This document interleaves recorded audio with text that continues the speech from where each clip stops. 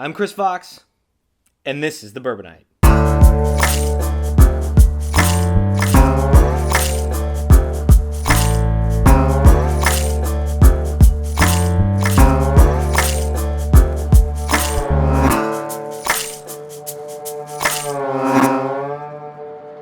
So when it all comes down to it, it's really about drinking bourbon, right?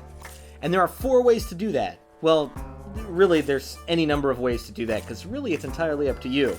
But there's 4 basic ways to drink your whiskey.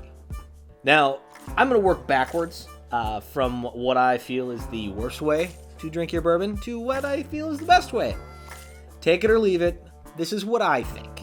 So the first way to drink your bourbon is to mix it, which is dumb. Plenty of people do enjoy mixing their bourbon, and really there's no wrong way to drink it. But if there is any way that's the most wrong, it would be this way. Mixing a bourbon is not necessarily a good idea, just because bourbon is aged and it's got a lot of subtle flavors, and then if you throw some Coke on it, all of that goes away. Plus, there's no better way to piss off a host than to take one of their good bottles of bourbon and throw some soda on it. So, another way to drink your bourbon is on the rocks, or sometimes with one big rock. On the rocks is one of those terms that you probably first heard right when you turned 21 and started going out to bars. It's one of those terms that you feel cool when you say it because you've never been able to use it before, because no one has a soda on the rocks, but when you have a whiskey on the rocks, you sound like a badass. Sorta. So, on the rocks can be done a number of different ways. There is the very traditional and frankly quite boring way that is just on the rocks. It's a few ice cubes in a glass, you pour your whiskey over it, it makes it cold. Some people prefer this way, and that's cool. But there's a lot of whiskey aficionados that want their whiskey cold without diluting the taste. So that's where you have people that use what are called whiskey rocks. Now these are rocks or pieces of metal that are, I guess sterilized. They're okay to put in a drink, but they keep them in the freezer, and then what happens is they hold cold. Not quite as good as ice, but about that. But they don't melt. They don't drift away. They don't dilute your whiskey, and therefore keep your drink cool without actually causing it to get watered down. In this same kind of line of thinking, there's also whiskey balls. Whiskey balls. You said walls earlier. Whiskey balls. So a whiskey ball, or an ice ball, is quite literally a giant ball of ice. Now what this does is it has the same effect as the whiskey rocks, only it is actually ice, and so it does slowly water down your whiskey, but it's a giant ball and there's more surface area, which means it melts significantly slower than just normal ice cubes. So you kind of get that cold feeling with that slow watering, but you don't dilute it too much too quickly. So the third way to drink your bourbon is doing exactly what we are trying to avoid with the ice, and that's watering it down. Now, this is more controlled than you're doing with ice cubes, because if you have ice cubes, it's going to be a significant portion of water. But if you take just a cap full of water out of like a bottle, or just a spritz of water, people use the term dash. But what this does is it'll actually help open up your whiskey, or if it's a hot whiskey or it's a barrel proof, it'll actually cool things down a little bit for you. It kind of dilutes some of that alcohol taste, alcohol burn, and makes it a little more tolerable, but also helps bring out a lot of those flavors that might be hidden because it's so potent from the alcohol content. By using water, with some bourbons, you can actually really taste and smell a significant difference in your bourbon. It's quite impressive. The last and, in my opinion, the absolute best way to have your bourbon is straight, or neat.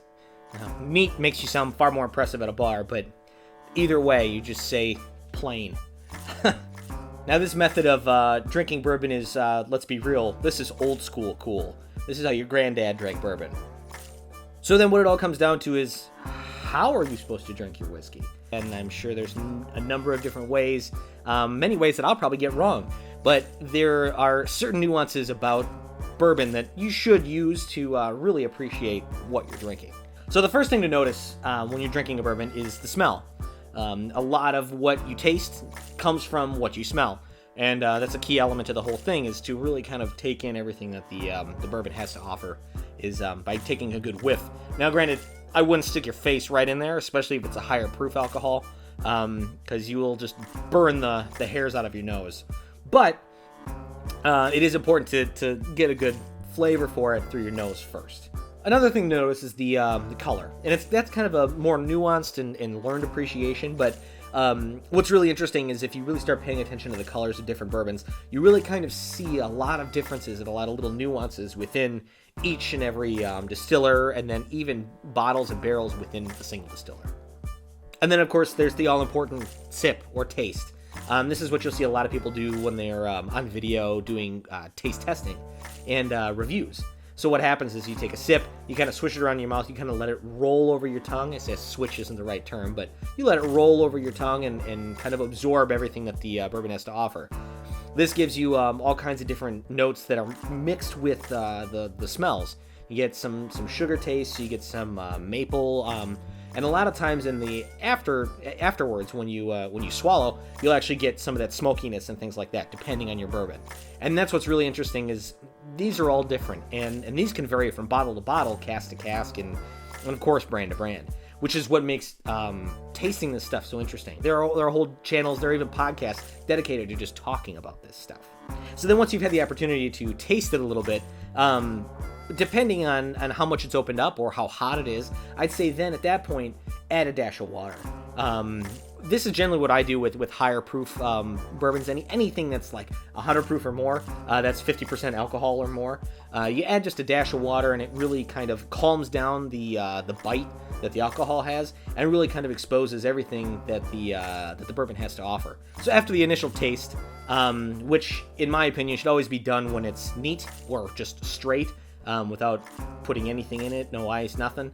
Then at that point, I would recommend adding just a dash of water. That'll help calm down really hot bourbons, or it'll help open up bourbons that have those more complex and fancy flavors. It'll really bring a lot of that stuff out and really help you absorb some of the smokier and sweeter odors and tastes that are buried in there. So that's it. That's how you drink bourbon, and that's how you enjoy it. Now, really, again, there's no real way that's right or wrong to drink this stuff. It's really just what you prefer. There are ways that will be frowned upon in certain circles, and ways that'll get you some respect in other circles. It's really just a matter of how you prefer to drink it. But I will always recommend it neat, because, yeah, I have no justification. It's just better that way. So if you like what you've seen, hit that like button, subscribe to the channel. There's plenty more to come, and lots more bourbon to be had.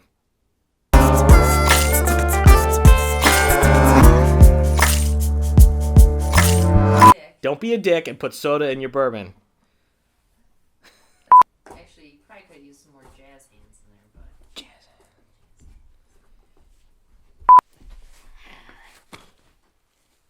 As always, I hair,